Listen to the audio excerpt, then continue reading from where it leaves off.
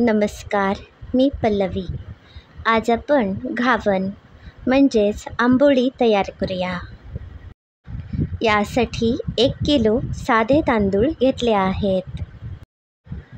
1 भांडे उडीद डाळ घेतली आहे. या आंबोळ्या तयार करण्यासाठी आपल्याला 4:1 या प्रमाणात तांदूळ आणि डाळीचे प्रमाण घ्यायचे आहे. म्हणजेच जर 4 भांडी तांदूळ असतील तर 1 भांडे उडीद डाळ घ्यायची आहे. यामुळे आज मी 1 किलो हे साधे तांदूळ घेतले आहेत आणि पावशेर उडीद डाळ घेतली आहे. 3 ते 4 चमचे मेथी घेतली आहे. 1 मोठी वाटी पातळ पोहे घेतले आहेत. हे पातळ पोहे आपण भिजवून ठेवूया. आता या पातेल्यात मेथीचे दाणे घालते आणि उडीद डाळ घालते. आता हे तांदूळ आपण भिजण्यासाठी ठेवायचे आहेत. यामध्ये मी पाणी घालते. हे पातेले भरून आपण पाणी घालूया. 2 तास हे तांदूळ भिजवून ठेवा. आता 2 तास पूर्ण झाले आहेत. या तांदळातील पाणी मी काढून टाकते. मिक्सरच्या भांड्यामध्ये आता हे तांदूळ अगदी बारीक वाटून घेऊया. मिक्सरमध्ये वाटताना अगदी मोजकेच पाणी आपण घालायचे आहे. मिक्सरमध्ये जर अधिक पाणी घातले तर तांदूळ अगदी बारीक वाटले जात नाहीत. याप्रमाणे मी सगळे तांदूळ, डाळ, मेथीचे दाणे अगदी बारीक वाटून घेते. हे घावन चवीला अतिशय चांगले लागतात. तुम्ही या पद्धतीप्रमाणे आंबोळ्या नक्की करून बघा. आता थोडेसे तांदूळ शिल्लक आहेत ते मिक्सरच्या भांड्यामध्ये घालून हे भिजवलेले पोहेसुद्धा घातले आहेत. आता पुन्हा आपण अगदी बारीक वाटून घेऊया. हे बघा, आता आपले आंबोळ्यांचे पीठ तयार आहे. मिक्सरच्या भांड्याला थोडेसे पीठ लागले आहे. यामध्ये मी अर्धा ते 1 ग्लास पाणी घातले आहे. आता हे पाणीसुद्धा या आंबोळीच्या पिठामध्ये घालते. आता चांगले ढवळून घेते. आता आपले आंबोळ्यांचे पीठ तयार आहे. पुन्हा एकदा चांगले ढवळून घेते. आता यामध्ये आपण चवीप्रमाणे बारीक मीठ घालूया. मी 2 ते 3 मोठे चमचे मीठ घातले आहे. तुमच्या आवडीनुसार मिठाचे प्रमाण कमी अधिक करू शकता. पुन्हा एकदा चांगले सरमिसळ करून घेते. हे पीठ मी या प्रकारच्या 2 पातेल्यामध्ये काढले आहे. यामुळे जेव्हा हे पीठ आंबेल तेव्हा पातेल्याबाहेर सांडणार नाही. आता ही पिठे आपण झाकून ठेवूया. 8 ते 9 तास आपण हे पीठ आंबण्यासाठी ठेवूया. आता 8 तास पूर्ण झाले आहेत. आता आपण आंबोळ्या करूया. खूप जणांचे मला मेसेज येतात की आंबोळी करताना तव्याला चिकटतात किंवा पीठ चांगले आंबले जात नाही किंवा प्रमाण चुकते. तर तुम्ही आज मी दाखविल्याप्रमाणे पीठ तयार करून नक्की बघा.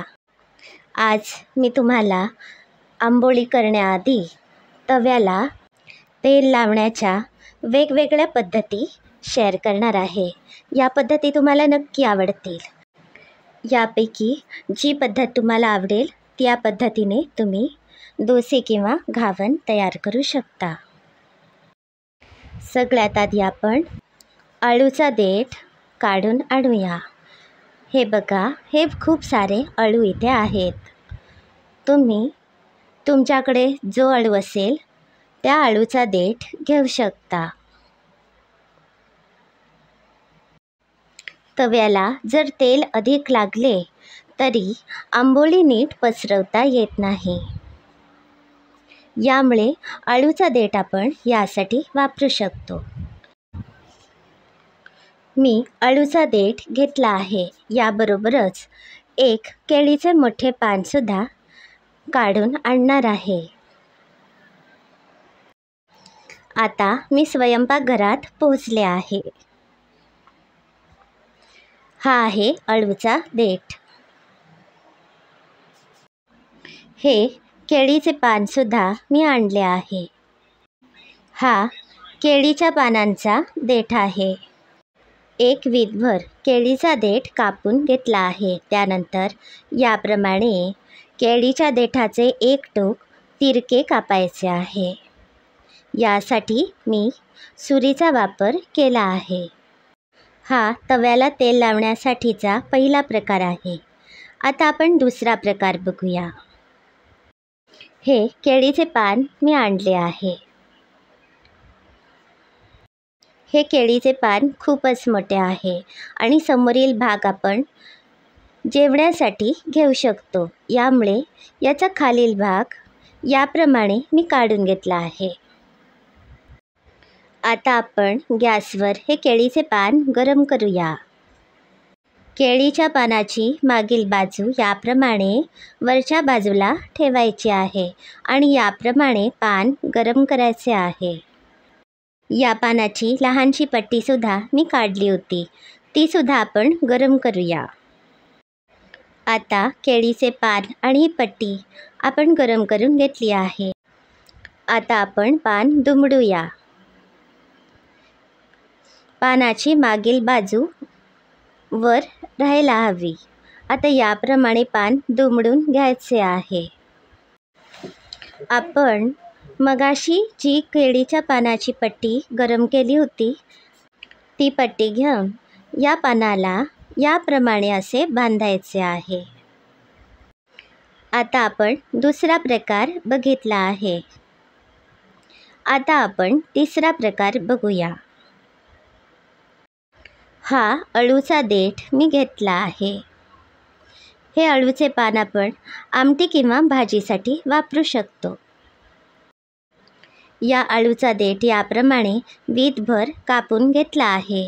आता आपण केळीचा देठ जसा कापला होता त्याप्रमाणेच अळूचा देठसुद्धा एका बाजूने तिरका कापायचा आहे. आता आपण चौथा प्रकार बघूया.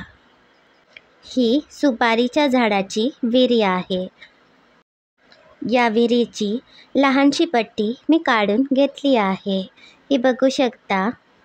आपल्याला हवी तितकी लांब आपण कापून घेऊ शकतो. पाचवा प्रकार आहे कांदा. सहावा प्रकार चमचा आणि सातवा प्रकार या प्रकारचा ब्रश. तुम्हाला या 7 प्रकारांपैकी जी पद्धत आवडेल ती तुम्ही वापरू शकता. हा एक कांदा घेऊन त्याची साले काढली आहेत. यानंतर याप्रमाणे एका बाजूने थोडासा चिरून घेतला आहे. त्यानंतर माझ्याजवळ ही छोटीशी कोयती आहे. ती मी या कांद्याला लावली आहे. यामुळे तव्याला तेल लावताना हाताला चटके बसत नाहीत. तुम्ही कोयतीऐवजी सुरीसुद्धा वापरू शकता. चला तर आता मी सगळ्या पद्धतीने तव्याला तेल लावून दाखवणार आहे. सगळ्यात आधी हे केळीच्या पानाने तेल लावूया. हे बघा, याप्रमाणे तेल लावायचे आहे. असे केल्यामुळे अगदी पातळ डोसेसुद्धा आपण करू शकतो. आता मी केळीचा देठ घेते. या केळीच्या देठाला थोडेसे तेल लावून घेते. आता मगाशी दाखविल्याप्रमाणे तव्याला तेल लावायचे आहे. आता तिसरा प्रकार अळूचा देठ. हा सुद्धा मी या तेलामध्ये बुडवून घेते. आता बघू शकता, याने सुद्धा तेल अगदी चांगल्या प्रकारे लावता येते. चौथा प्रकार हा विरीचा तुकडा आहे. या तुकड्याने सुद्धा याप्रमाणे तेल लावू शकतो. आता आपण कांद्याने तेल लावूया. हा कांदा थोडासा तेलामध्ये बुडवून घ्यायचा आहे आणि याप्रमाणे कांदा फिरवायचा आहे. 6वा प्रकार आहे चमचा.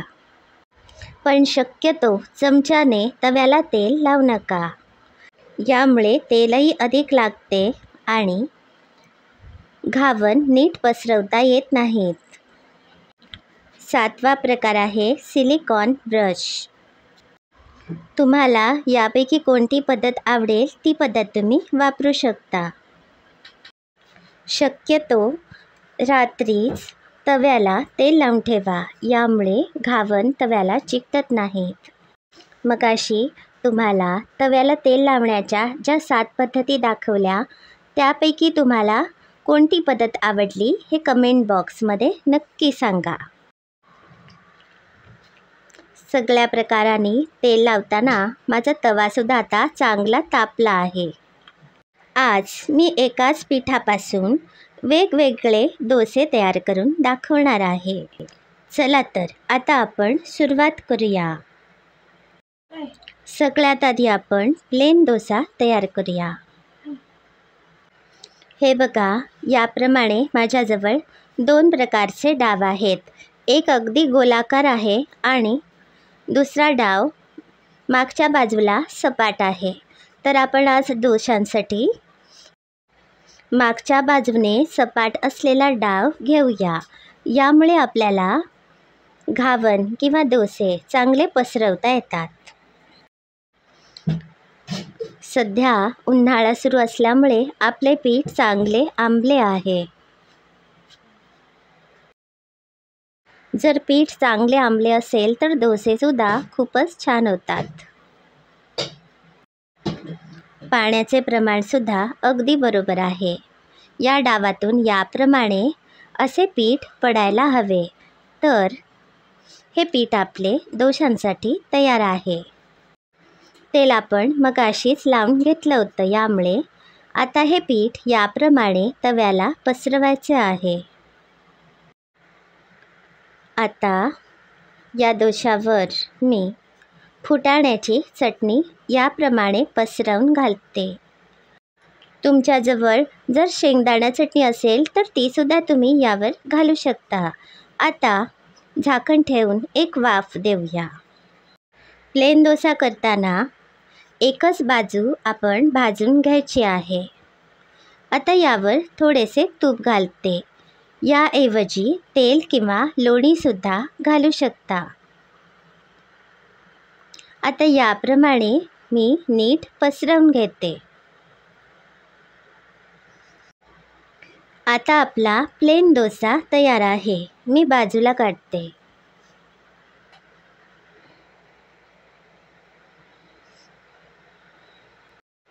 या पद्धतीप्रमाणे तुम्ही प्लेन डोसा करू शकता.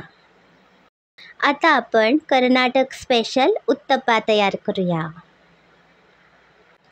4 बारीक चिरलेले कांदे, 2 ते 4 हिरव्या मिरच्या बारीक चिरलेल्या, 1 वाटीभर चिरलेली कोथिंबीर, 1 इंच आले किसून घेतले आहे. आता मी अळूच्या देठाने तव्याला तेल लावून घेते. प्रत्येक वेळी आपण याप्रमाणे तेल लावून घ्यायचे आहे. तवा चांगला तापला आहे. आता आपण पीठ घालूया. उत्तप्पा करताना पीठ जाडसरच पसरवायचे आहे. त्यानंतर हे सगळे साहित्य थोडे थोडे घालूया. आता या तव्यावर झाकण ठेवून या उत्तप्प्याला एक वाफ देऊया. आता मी झाकण बाजूला काढले आहे. आपण उत्तप्पा करताना दोन्ही बाजू भाजून घ्यायच्या आहेत. मी यावर पुन्हा थोडेसे तेल घातले आहे. आता आपला उत्तप्पा छानसा तयार आहे. हा मी एका ताटामध्ये काढून घेते. या पद्धतीने तुम्ही उत्तप्पा तयार करू शकता। हा आपला दुसरा प्रकार तयार झाला आहे। आता आपण तिसरा प्रकार करूया। मगाशी दाखविल्याप्रमाणेच अळूच्या देठाने तेल लावून घेतले आहे।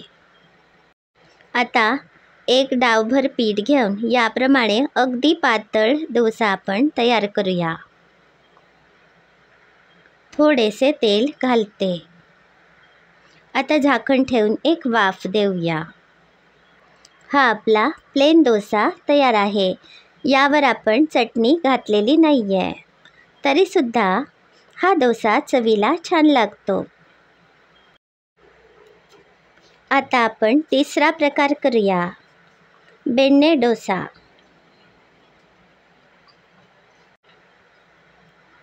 तव्याला अळूच्या देठाने थोडेसे तेल लावून घेते। हा डोसा थोडा जाडसरच तयार केला जातो। याला सेट डोसासुद्धा म्हणतात। काही ठिकाणी सेट डोसा अगदी लहान लहान तयार केला जातो। या डोशावर मी एक मोठा चमचा लोणी घातलं होतं। पुन्हा एकदा दुसऱ्या बाजूलाही मी लोणी लावत आहे।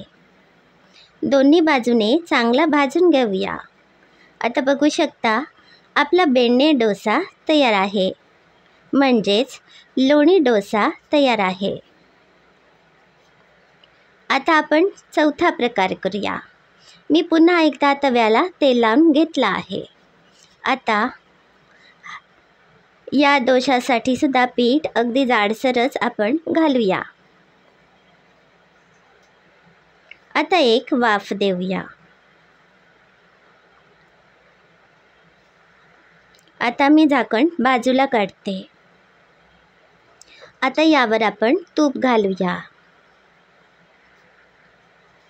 आता पुन्हा झाकण ठेवले आहे।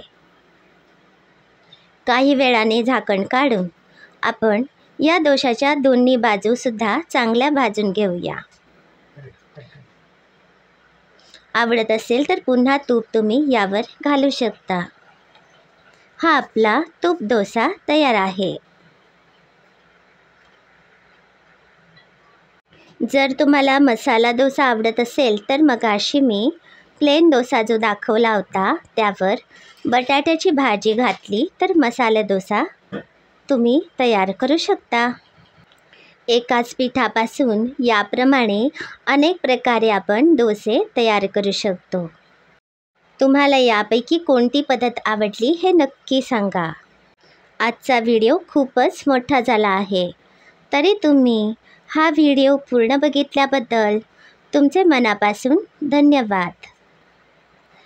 अशाच नवनवीन आणि अगदी सोप्या रेसिपी बघण्यासाठी माझ्या चॅनलला नक्की भेट द्या। अजूनही जर तुम्ही माझे चॅनल सबस्क्राईब केले नसेल तर आजच सबस्क्राईब करा आणि नोटिफिकेशनसाठी बेल आयकॉनवर क्लिक करा। तुम्हाला जर माझ्या रेसिपी आवडत असतील तर अभिप्राय जरूर कळवा। तुमच्या सर्व मित्रमंडळींना माझे रेसिपी व्हिडिओ शेअर करा आणि त्यांनासुद्धा माझे चॅनल सबस्क्राईब करायला नक्की सांगा। पुन्हा एकदा धन्यवाद।